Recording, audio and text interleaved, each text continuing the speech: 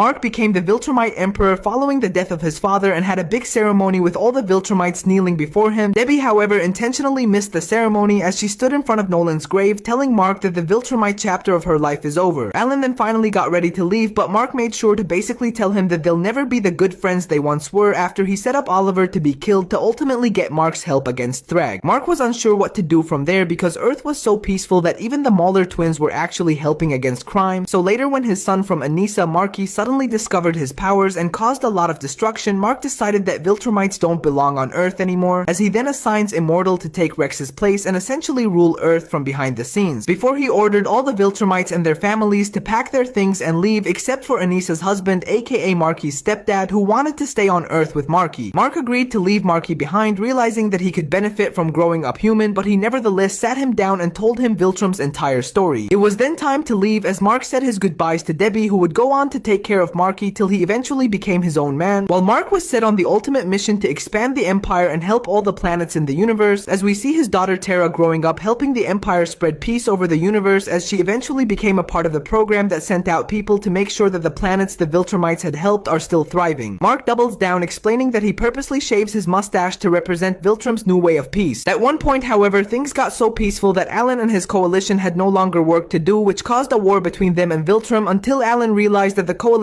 truly didn't need to exist any longer. Terra and Thrag's daughter grew up to become really good friends, but then Eve's time seemingly came, only for her to revive herself and realize that she's immortal. Mark continued making peace all around while refusing to do things with force, so when his enemies found out how much power he exactly had and yet didn't abuse any of it, they were absolutely stunned, but he just explained it to be the Viltrum way. At one point, his son Marky would fight him, thinking that he hated him because he left him behind, but it was just a big misunderstanding that they had all the time in the world to resolve. However, at the end of this all, Mark couldn't help but grin, thinking back to his father asking him what he will have after 500 years.